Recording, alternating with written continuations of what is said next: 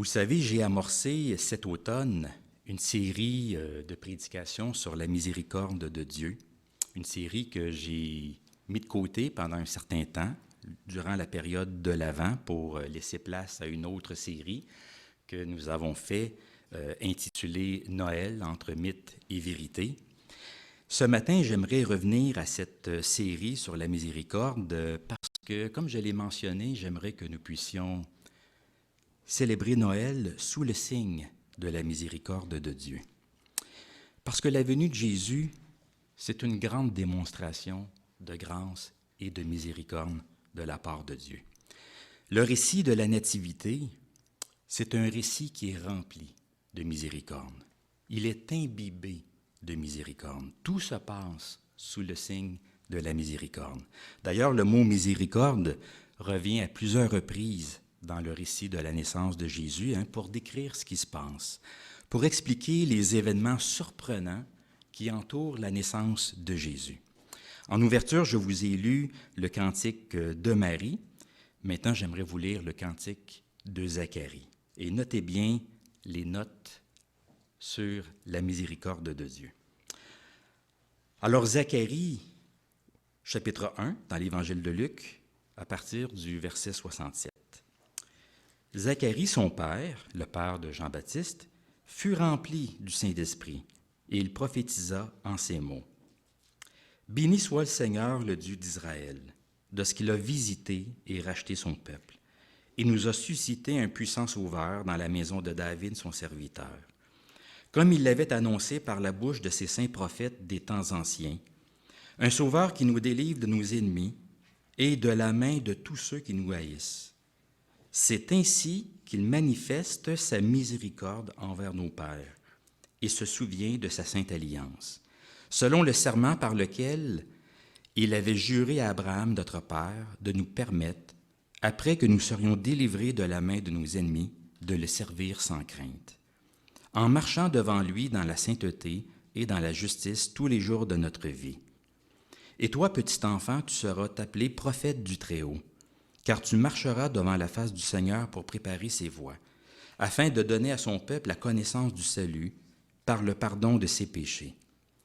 Grâce aux entrailles de la miséricorde de notre Dieu, en vertu de laquelle le soleil levant nous a visités d'en haut, pour éclairer ceux qui sont assis dans les ténèbres et dans l'ombre de la mort, pour diriger nos pas dans le chemin de la paix. » Seigneur notre Dieu, nous nous plaçons devant toi pour que ta parole, Seigneur, puisse nous rejoindre, nous toucher, Seigneur, au plus profond de nous. Ouvre nos yeux, notre esprit, notre cœur, nos oreilles, pour que nous puissions, Seigneur, recevoir la parole que tu as pour nous ce matin. Que par ta parole, Seigneur, nous puissions mieux comprendre la grâce et la miséricorde que tu nous fais en Jésus-Christ et que nous puissions y goûter. Amen. Alors, le titre de ma prédication de ce matin, vous l'avez peut-être vu, c'est « Grâce aux entrailles de la miséricorde de notre Dieu ».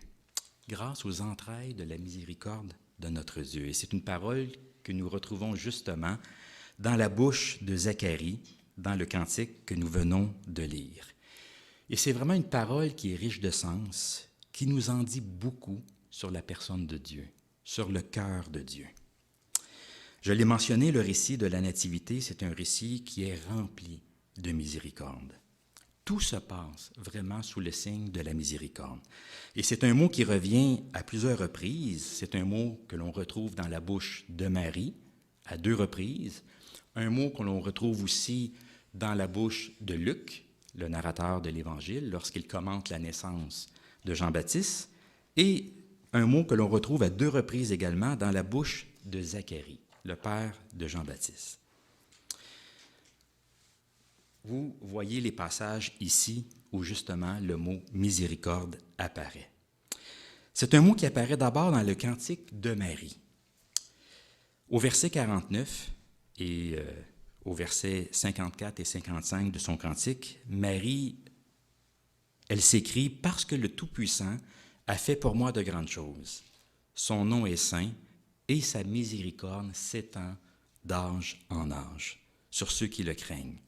Il a secouru Israël, son serviteur, et il s'est souvenu de sa miséricorde, comme il l'avait dit à nos pères envers Abraham et sa postérité pour toujours.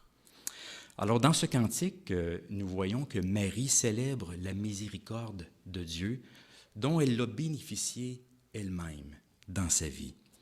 Parce que Marie, elle a obtenu une grande faveur de la part de Dieu. On se rappelle la salutation de l'ange, « Je te salue, toi à qui une grâce a été faite. Le Seigneur est avec toi. » C'est une belle salutation qui annonce une grâce spéciale qui lui est accordée. Et effectivement, Marie, nous le savons, va devenir la mère de Jésus, la mère du Messie. Elle va avoir un rôle unique dans l'histoire du salut. Elle va donner naissance au Fils de Dieu, celui qui va régner sur son peuple et sur toute l'humanité. Et lorsqu'elle est chez sa cousine, Élisabeth, Marie ne peut s'empêcher de louer Dieu, de chanter la miséricorde de Dieu envers elle. Mon âme exalte le Seigneur. Mon esprit se réjouit en Dieu, mon Sauveur. C'est ainsi qu'elle commence son cantique. Il a jeté les yeux sur la bassesse de sa servante, car voici désormais toutes les générations me diront bienheureuse. Alors par ces paroles, nous voyons toute l'humilité et toute la reconnaissance de Marie. Elle sait qu'elle a obtenu une faveur extraordinaire de la part de Dieu, qu'elle est au bénéfice de sa miséricorde.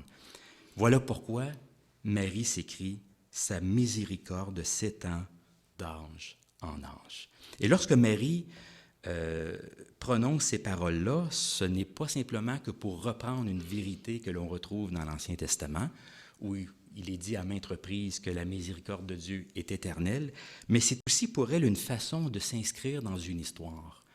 C'est une façon pour elle de dire que les événements actuels, ce qui se passe, ce qui se produit de son vivant, c'est la réalisation d'un plan divin. C'est que la miséricorde de Dieu s'est manifestée dans le passé, et cette miséricorde-là a traversé l'histoire, elle a traversé le temps, les jours, les mois, les années, les siècles, pour arriver jusqu'à Marie.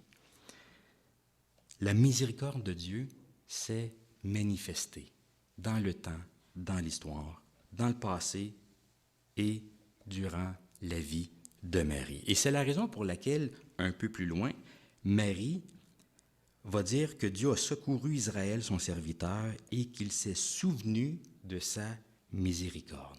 Dieu s'est souvenu de sa miséricorde. Ça veut dire que Dieu s'est souvenu de ce qu'il avait dit au père de la nation, à Abraham, Isaac, Jacob. Dieu s'est rappelé ses paroles, il s'est rappelé ses promesses. Parfois, nous, il nous arrive d'oublier nos paroles, d'oublier nos promesses. Parfois, il m'arrive que ma fille me dit « Oui, papa, tu m'as dit ça ce matin », alors que je l'avais oublié. Nous, parfois, on oublie les paroles qu'on prononce. Mais Dieu, lui, s'est rappelé de ses paroles. Il s'est rappelé de ses promesses, de ce qu'il avait dit il y a des siècles. Dieu s'est souvenu de sa miséricorde. Et là, il l'a mise en œuvre, il l'a démontré. Donc, Marie, elle est consciente que dans sa vie, personnellement, et le peuple aussi, pour le peuple, qu'elle est au service, elle est au bénéfice d'une miséricorde de Dieu qui se manifeste à ce moment-là. Le mot miséricorde apparaît aussi dans la bouche de Luc, le narrateur, au moment de la naissance de Jean-Baptiste.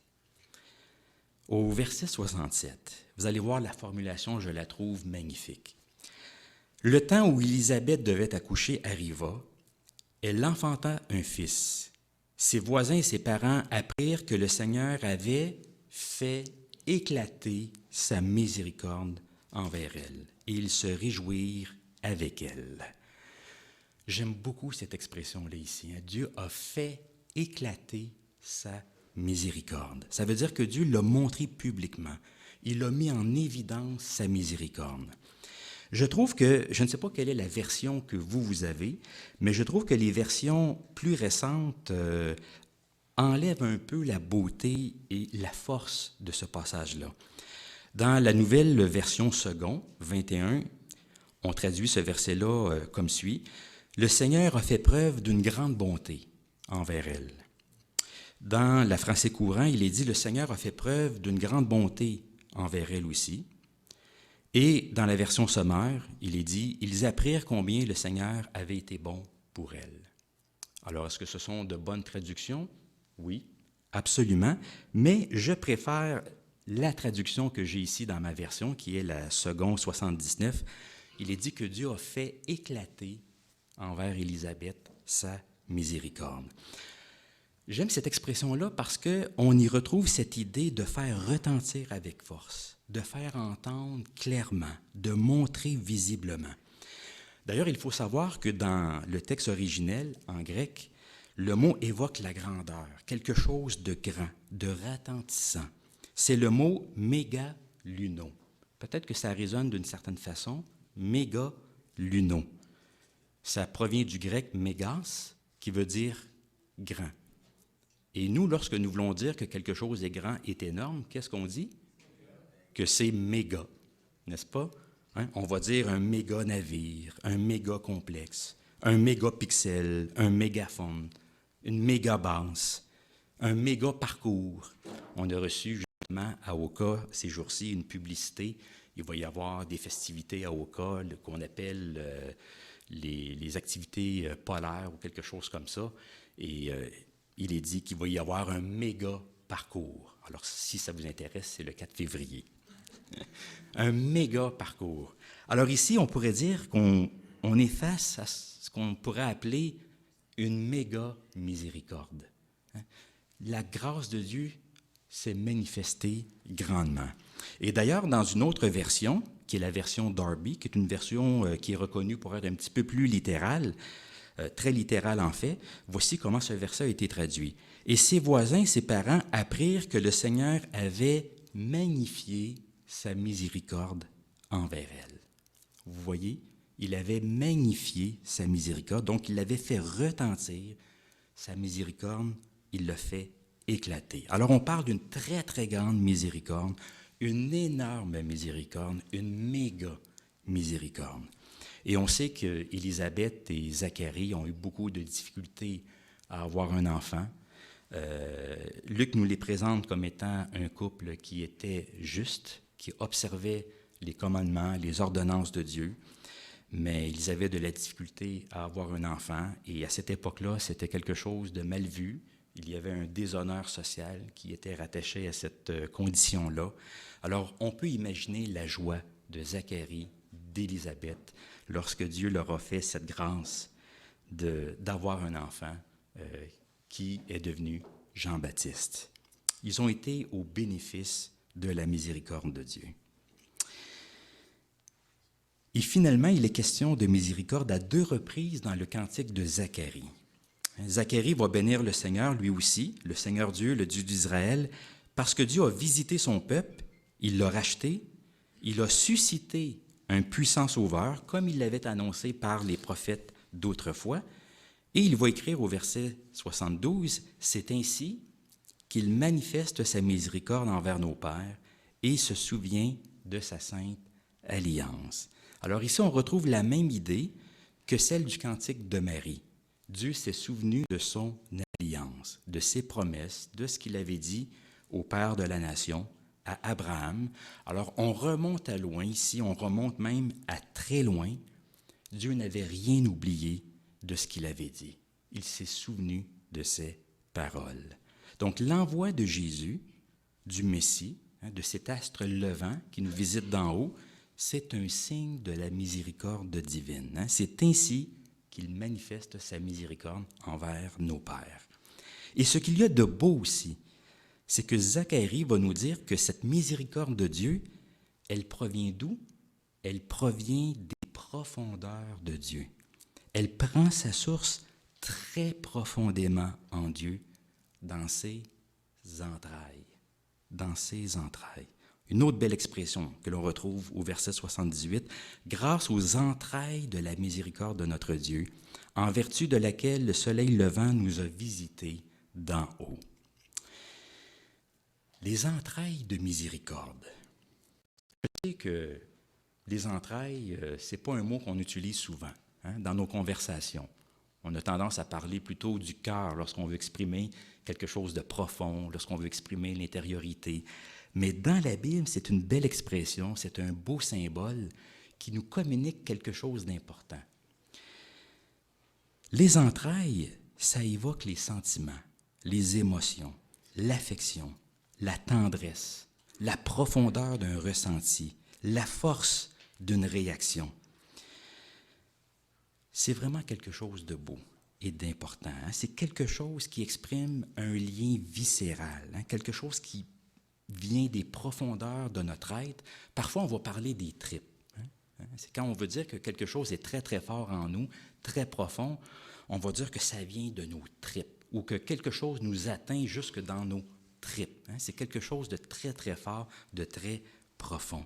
Alors, les entrailles, c'est cela. C'est quelque chose de très fort, de très profond en nous. Oui, bien sûr, au sens littéral, les entrailles, ça désigne une partie du corps, ça désigne certains organes de notre corps, en partie les intestins, en particulier les intestins, mais c'est un mot dans la Bible qui a beaucoup d'autres sens. Ce mot peut désigner le ventre maternel, l'utérus, les organes de la gestation. On va dire, par exemple, son enfant, le fruit de ses entrailles. Il est question des entrailles maternelles, les entrailles qui nous ont portés. Dans la Bible, les entrailles, c'est le siège de la maternité. Et le fruit des entrailles, ce sont les enfants. Donc, les entrailles, ça peut désigner l'utérus, le ventre maternel. Les entrailles, ça désigne aussi les parties profondes d'un lieu, d'un endroit. Par exemple, on peut dire les entrailles de la terre. On peut dire les entrailles d'un volcan. Et dans le livre de Job, il est dit que la terre est bouleversée dans ses entrailles, c'est-à-dire vraiment au plus profond d'elle-même. Mais surtout, les entrailles, ça désigne le fond de l'âme, la partie la plus profonde et émotive de l'être humain. Ça désigne une profonde affection, une grande tendresse, une grande sensibilité. C'est le siège des entrailles des sentiments, de l'affectivité, de la sensibilité. Face à certaines situations, nous pouvons dire que nos entrailles se déchirent. Nous pouvons être remués dans nos entrailles, être émus jusque dans nos entrailles. On peut avoir des entrailles de père, des entrailles de mère. Vous savez, ce que nos enfants vivent, ça nous affecte, ça nous atteint.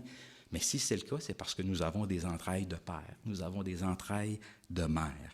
On peut aussi ouvrir nos entrailles ou les fermer, c'est-à-dire qu'on peut répondre aux besoins des autres ou on peut ne pas y répondre. On ouvre nos entrailles ou on ferme nos entrailles. Donc, les entrailles, c'est vraiment la partie profonde et émotive de l'humain. Et on a plusieurs exemples de cela aussi dans les Écritures.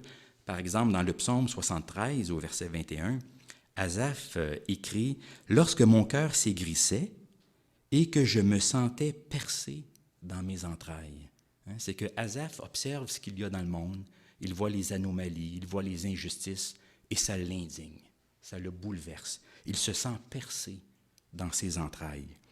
Dans le livre des Proverbes, chapitre 23, le verset 16, il est dit « Mes entrailles seront émues d'allégresse. » Les entrailles peuvent s'émouvoir. « Mes entrailles seront émues d'allégresse quand tes lèvres diront ce qui est droit. » Quand Dieu va faire justice, les entrailles vont s'émouvoir d'allégresse. Et vous vous souvenez sans doute du fameux jugement de Salomon, lorsque deux mères se sont présentées devant lui, alors qu'elles revendiquaient la maternité d'un petit bébé. Comment savoir qui est la mère? Vous connaissez ce que Salomon a fait. Il a tranché. Il a décidé de dire, il a donné un ordre, veuillez couper cet enfant en deux. Extraordinaire. Parce que il savait que la vraie mère, c'était pour lui faire quelque chose. Voici ce que le texte dit. Alors la femme, dont le fils était vivant, sentit ses entrailles s'émouvoir pour son fils.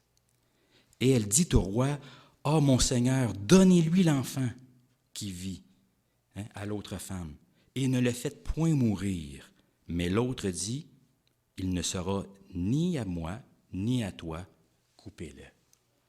Elle n'avait pas d'entrailles pour cet enfant-là. Alors que la vraie mère, elle, ce que Salomon a dit, ça le fait réagir fortement. Dans le Nouveau Testament aussi, ce mot exprime l'affectivité, la sensibilité. L'apôtre Paul, dans l'Épître aux Corinthiens, lorsqu'il leur écrit, il dit « Vous n'êtes point à l'étroit au-dedans de nous, mais vos entrailles se sont rétrécies. » Vos entrailles se sont rétrécies. Ça veut dire votre amour, votre affection pour nous a diminué. Dans la première épître de Jean, chapitre 3 aussi, au verset 17, « Si quelqu'un possède les biens du monde et que, voyant son frère dans le besoin, il lui ferme ses entrailles, comment l'amour de Dieu demeure-t-il en lui? » Et même à plusieurs reprises dans les évangiles, il est dit que Jésus fut ému de compassion. Mais on pourrait traduire aussi, il fut remué dans ses entrailles. Alors vous voyez qu'on peut être remué dans nos entrailles, on peut être ému jusqu'aux entrailles, on peut être percé dans nos entrailles, on peut ouvrir, fermer nos entrailles. Les entrailles, c'est vraiment ce qui est profond, ce qui est quasiment inaccessible, ce qui est caché à l'intérieur de nous. Les anciens, les Hébreux, faisaient des entrailles le centre de l'affection, de la sensibilité et de la tendresse. Et pourquoi? Bien, la raison est assez simple, c'est parce que souvent, lorsque nous avons des émotions, de fortes réactions, où est-ce qu'on les ressent? On les ressent en nous, dans notre ventre. Notre corps réagit lorsque nous avons de fortes émotions. Alors pour eux, les entrailles, c'était le siège des affections les plus tendres, la source de la bonté, de la bienveillance, de la compassion. Et ce qu'il y a de merveilleux ici, dans le cantique de Zacharie, c'est que ce terme est appliqué à Dieu lui-même, grâce aux entrailles de la miséricorde de notre Dieu. Et ça, c'est quand même surprenant, parce que des entrailles ici ne décrivent pas une réalité humaine, ça décrit une réalité divine, comme si Dieu avait des émotions, des sentiments, comme nous les humains. Et ça nous dit quelque chose de Dieu, de sa personne et de son être. Dieu est miséricordieux et il l'est juste un petit peu. Il l'est profondément. Il l'est profondément. La miséricorde, ça s'inscrit au plus profond de son être. Ça fait partie de son ADN, ça fait partie de ses tripes, si vous me permettez l'expression. C'est ancré en lui. La miséricorde provient des profondeurs de l'être divin. Et ça nous dit aussi quelque chose sur la façon dont Dieu interagit avec nous.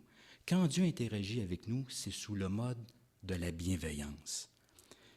Dieu interagit avec nous et ce que nous faisons, ce que nous lui disons, ça l'affecte.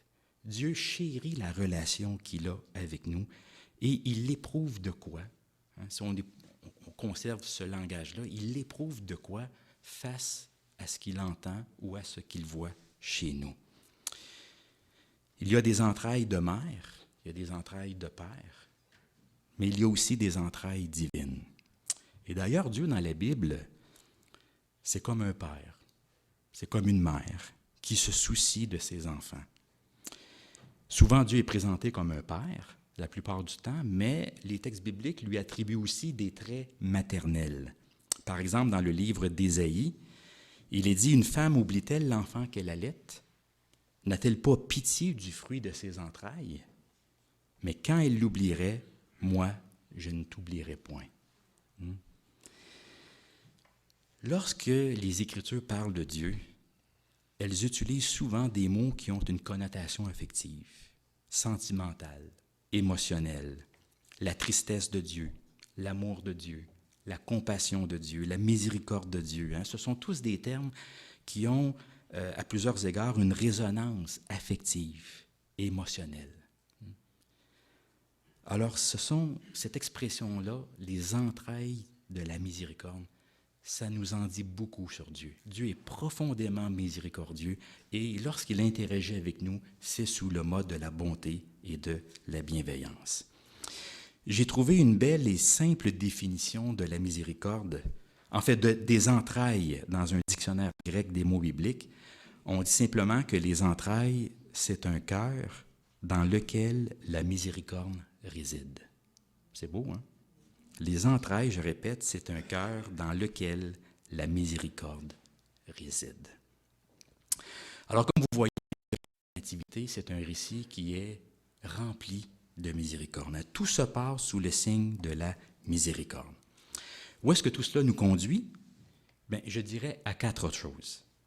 Ça nous conduit à voir la miséricorde, à accueillir la miséricorde, à refléter la miséricorde et à chanter la miséricorde.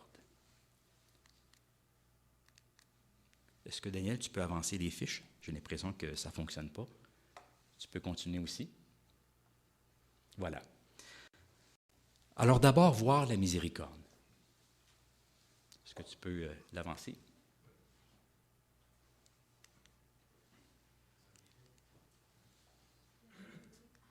Et voilà, ça fonctionne.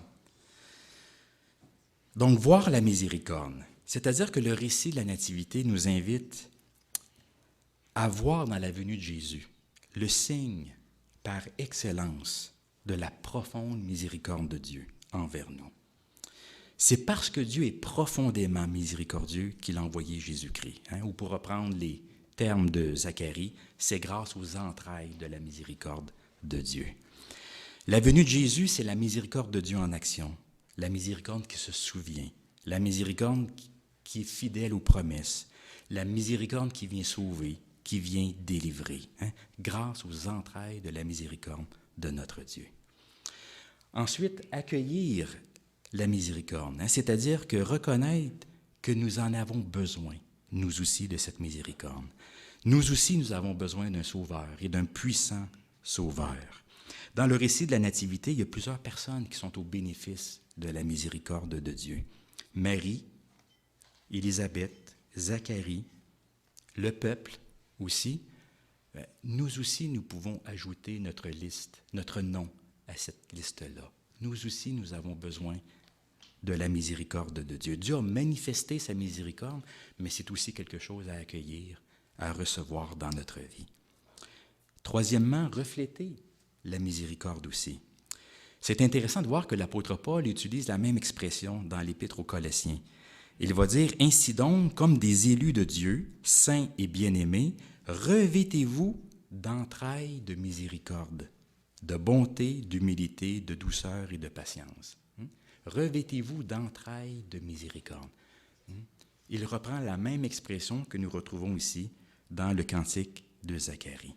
Alors nous avons besoin aussi d'avoir des entrailles de miséricorde dans toutes nos relations, dans notre couple, dans notre famille, dans l'Église, dans nos relations à l'extérieur, que Dieu suscite en nous des entrailles de miséricorde, comme Dieu l'est lui-même.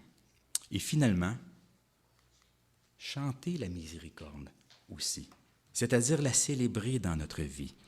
Il y a de beaux cantiques dans le récit de la Nativité, mais je suis sûr que nous aussi, nous pouvons composer notre propre cantique. C'est-à-dire reconnaître la miséricorde que nous avons bénéficié dans notre vie, la miséricorde du salut, mais aussi tous les gestes de miséricorde que Dieu a envers nous. Vous savez que Zacharie a été privé de la parole pendant plusieurs mois. Il a été privé de la parole pendant 9 mois. Et lorsque Jean-Baptiste est né, Zacharie a retrouvé la parole. Et qu'est-ce qu'il a fait? C'est qu'il a chanté la miséricorde de Dieu. Et je suis sûr que nous aussi, en cette fin d'année, et avec la nouvelle année qui débute, nous pouvons regarder en arrière et nous pouvons, au sein de notre vie, chanter la miséricorde que Dieu a eue pour nous. Alors oui, célébrons la naissance de Jésus en ce jour de Noël, grâce aux entrailles de la miséricorde de notre Dieu. Amen.